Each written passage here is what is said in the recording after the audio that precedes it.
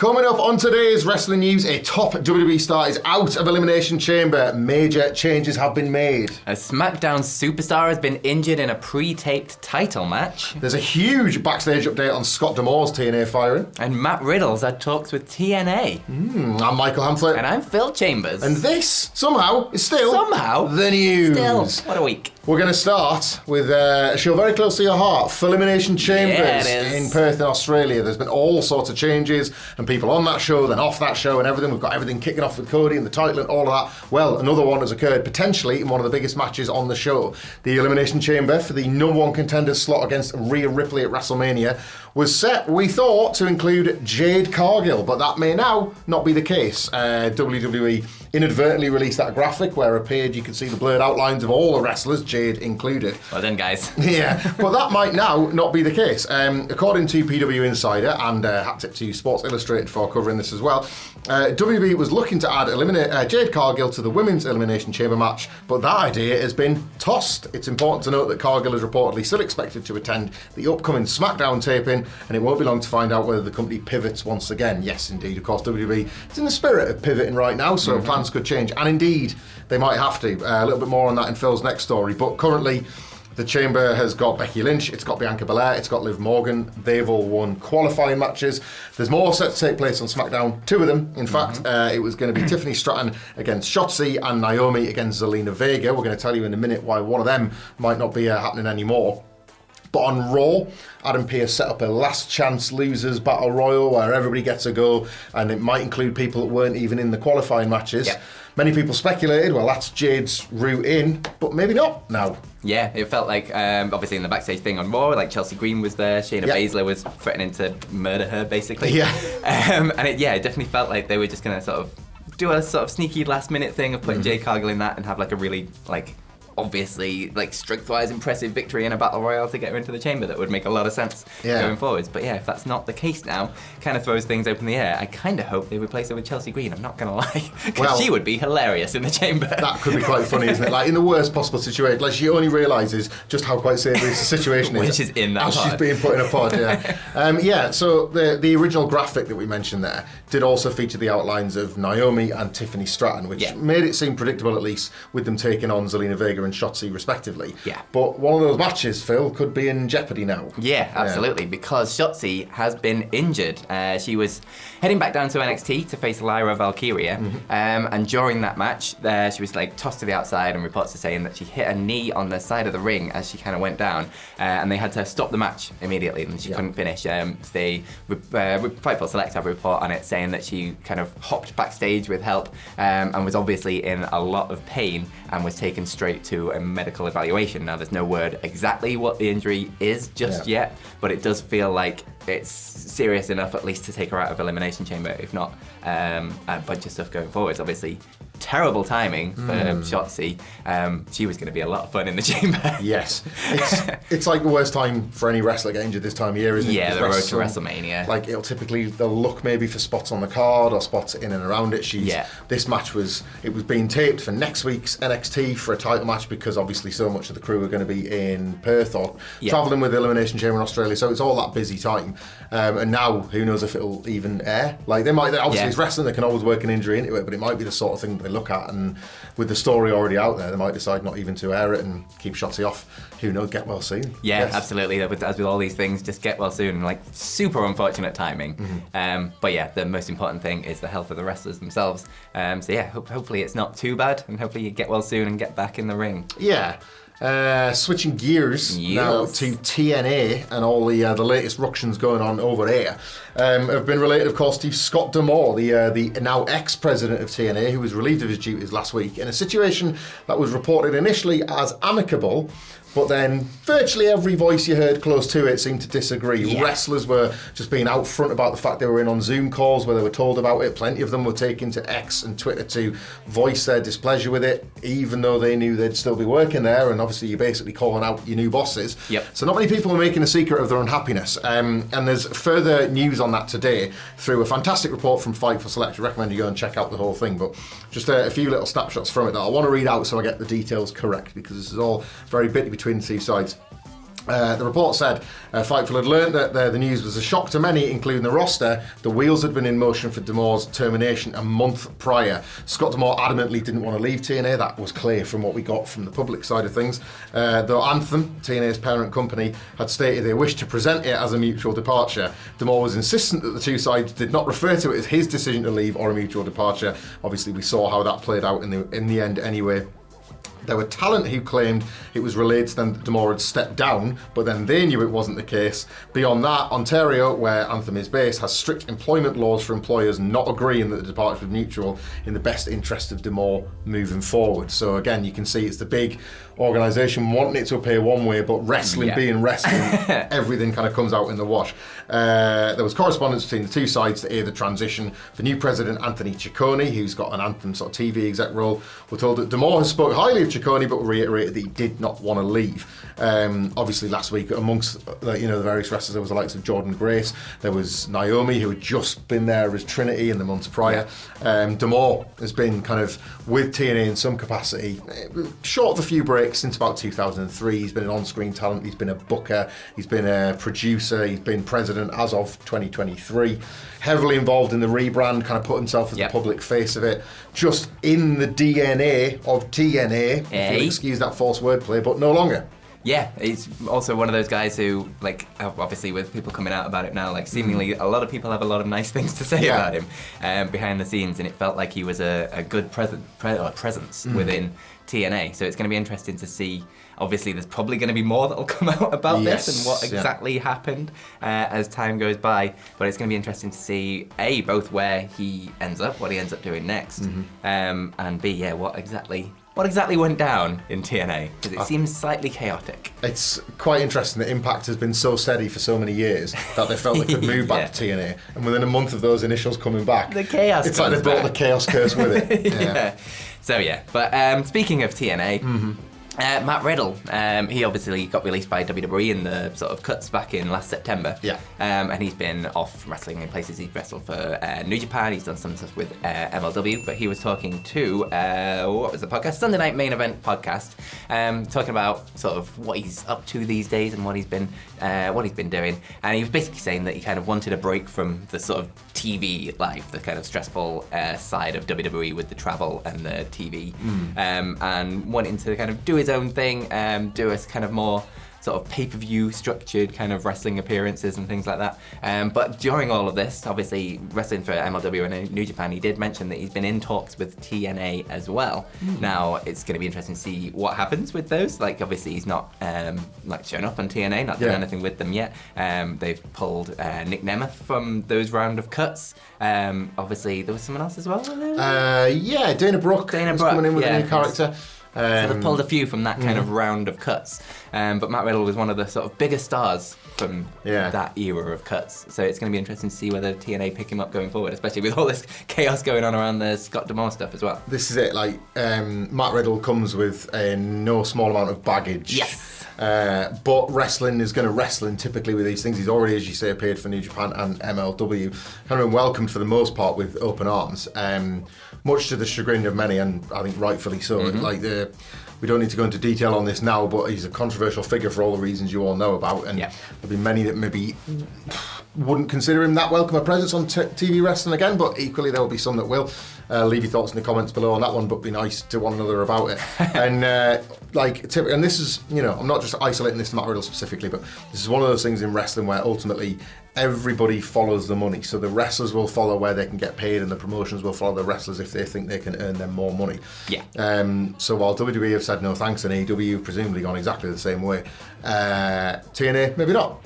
And I guess we'll see. Like, it's when you get to the sort of lower down companies in terms of the sort of levels of companies, that's the more they need these kind of things and these shots in the arms in terms of like just PR and things, and just big announcements to sort of keep talk heading their way. That's it, So it's be interesting to see whether that happens. Obviously, I did quite like the framing of Matt Riddle not wanting to work TV anymore, and then immediately going to 3 companies that have TV shows, which not quite sure where the logic is. What's going on in there? I don't even think I want to know. I want to know what's going on in there. Hello. Should we do some questions? Let's do it. We'll start with one from David Eric ... the one K's, but they're at the Kaz. It's at David Eric 2022. We'll put 22. We'll put your tweet on screen anyway. Thank you, David, for the question.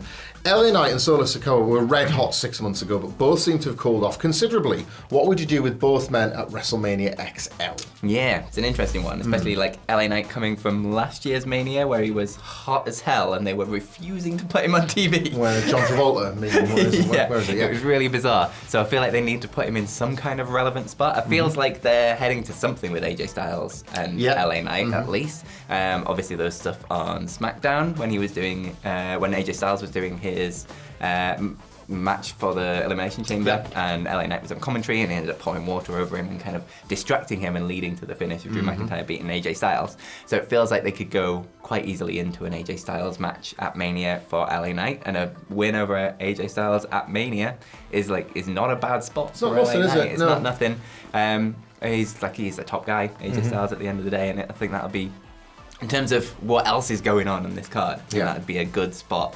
Because obviously he's not going to be anywhere near the main event scene or anything like that, or any championship belts, it seems, as well. So it feels like a I have my suspicions about this. Yeah. I think they're going to, because Logan Paul is set to probably qualify for the Chamber. Yeah. LA Knight got in on Monday. I could see that existing for a US title match, and maybe even a win. Maybe. Like, where do you fit an LA Knight? He's so over that you have to feature him, but it's kind of, he's had his go at the top, and they've cooled him just a little bit. So I think they're still trying to work out what level of the card LA Knight I could see that. See that. That'd be good. What about Solo? Well, yeah, Solo. Like, doing the same thing again in the main event, but getting rumbled for it this time, yeah? Yeah, I imagine so. But repeat it the feels spot. like you need to give him something of his own at Mania at some point, surely. Like, he's done, like, this has been one of the best NXT call-ups, at least in recent memory.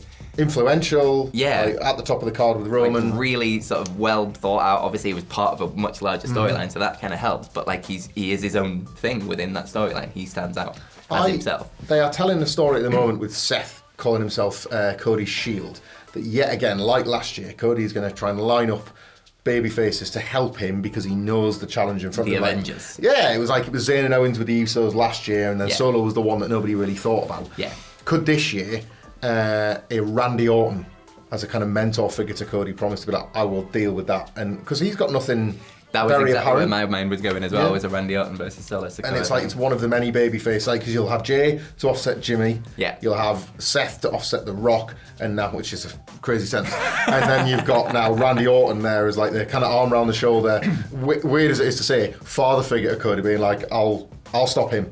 I'll have him on night one so that you've got a free run at Roman on night two, something like that. Keeps Randy folded in with stuff at the top of the card as well, doesn't it? Yeah, I think that makes sense. All good night one matches I think we've pitched there. Which means that wrestlers might be free on night two. Or do I mean day two? You're all very welcome to attend, wrestlers, as are you if you're watching on this channel. What Culture Live, Underground Arts in Philadelphia. It'll be a 12 o'clock kickoff on night two of, day two of WrestleMania, day one for us. April 7th is the date, so I'll just use that instead. The true main event of WrestleMania weekend. I think so. We are the meat in your WrestleMania sandwich, and is the meat of the best, not the best bit of the sandwich. Of course, Who wants bread? All of us will be there.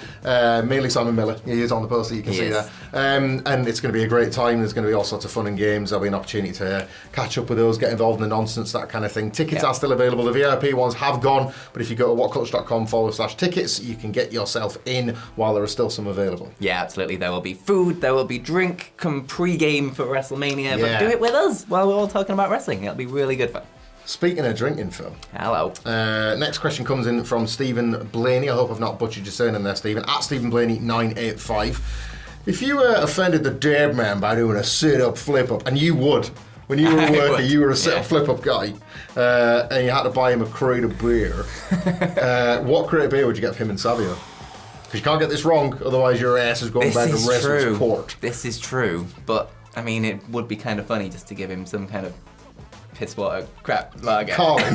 Carling. Here you go, mate. And he's like, crate of Carling. I know actually what I'd get him. Go on. Because it's cheap, so I'm not like, going into my pocket a little bit too much, like I'm a young wrestler, like I need my money. But like, he will think it's fancy because it's foreign. Okay. And I'm just gonna get him a crate of Tuborg Tuborg, yeah. Polish beers with those little weird pull caps on them. It don't look like it was made in America, Phil. This is true. You What think the you'd be hell is offended this? by it, not American. Squashed it, but then he still drinks the beer. I ain't gonna waste good beer. You could confuse him. You absolutely could. Yeah, I think you can confuse him. What would the Undertaker? It's craft. It's foreign. How would the Undertaker, in all of his ego, react to being given a crate of Steve Austin's beer? I don't see no dead like man that'd be face bad. on those cans, Phil. I feel like that'd be bad. Is there any? There must be some dead-themed beers. I think he'd enjoy what he'd perceive as the banter of drinking neck oil. Could do with some myself from that time I botched against Shawn Michaels. The stupid kid didn't catch me. I think he'd enjoy that. Like the various little skulls and all the nonsense on the cans of the Beavertown designs. Yeah. He'd go for that, wouldn't he? Yeah, he feels like a skull guy. I mean, that's more of a Triple H thing. Speaking of drinks, He likes skulls. He loves skulls. He loves skulls and putting himself over. Because here's the thing with the game. Speaking of drinks, I need to just make a quick apology on this video. I do apologise. We'll get one last question for Valentine's Day. I need to apologise to Tom Wells. You see, Tom sent a picture into the questions for me. We have some sad music. Yeah, a little bit. Sent a picture of his girlfriend's sister's dog, Spencer. And it was like, hey guys, I've sent this question. Here's a lovely picture of my dog. And Wilborn asked the question. I said the dog looked like a piece of garbage. I thought the dog sucked. I wasn't kind to the dog. You're never kind to dogs. Tom Wells, I'd like to humbly apologise to you, and I just think it's important that we acknowledge that you can admit when you were wrong, especially when Tom promises to send you a bottle of Mountain Dew Pitch Black if you do Definitely said helps apology. in the admittance of wrongness. There is not much I won't do for the do, so take that however the hell you want. Tom, I did it. Get it in the friggin' post. We have a final question today. I love Mountain Dew, but it's Valentine's Day. It's about love. It's about sort of all that nice stuff. And Phil, we have the final There question must be a today. love-themed Dew out there somewhere. Oh my god, a Valentine's Pink Mountain Dew. Pink. We talked about this the other day. Has there ever been? I'm big googling this as soon as I go back to the desk. If there's a one in America that we can't get because we can't get it, that's all must over be. it. Send it over. Jolie at Call Me Jolie. What is the most underrated love story, kayfabe or shoot, to existed from any promotion? Well, I don't know if it's underrated, but I can tell you my favourite. Yes, please.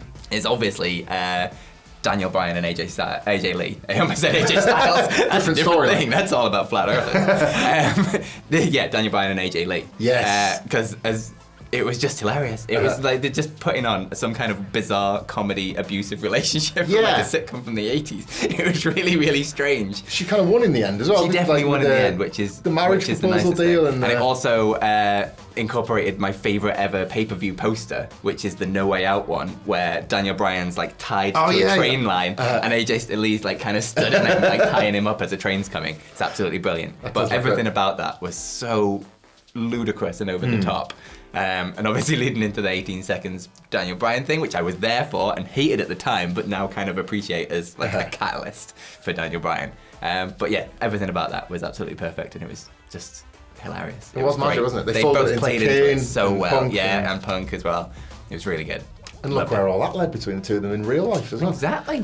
I'm a bit of a sucker for it. I know, like it might stuff like this might get harder to watch as the years pass with the stories coming out. But I'm a sucker for Tess and Stephanie McMahon.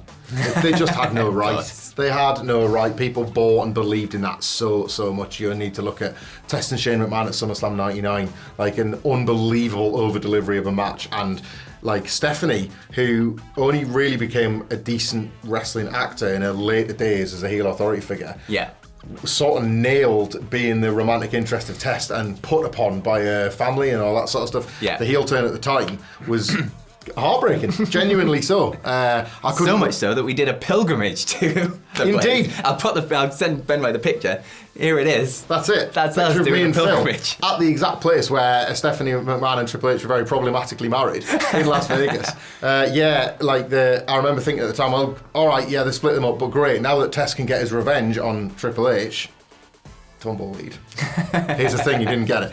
Otherwise, though, a tremendous story throughout 1999. Absolutely, Genuinely, yeah. like real affection for their affection. Yeah, and also shout out to Molly Holly and Spike Dudley, because just was just sweet. Yeah, it was nice, lovely. wasn't it? Happy Valentine's to you out there today, if indeed you celebrate. And if not, you kind of roll too, because it's obviously a ridiculous holiday invented by car companies, isn't it? Yeah, it's ludicrous. You have to call it both. I celebrated one Valentine's Day in my history of Valentine's Days, and it was the first Valentine's Day that I ever had a girlfriend. Oh, that's quite sweet. And I've never celebrated it since. That's quite sweet until I think about the fact that your girlfriend at home currently will get jacked. Oh, she doesn't celebrate it either. It's What fine. a legend. Yeah. What a legend. If you're one of them kind of legends, let us know in the comments below. And watch one of these videos here-ish. Yeah. And we'll see you soon. Have a bloody good day.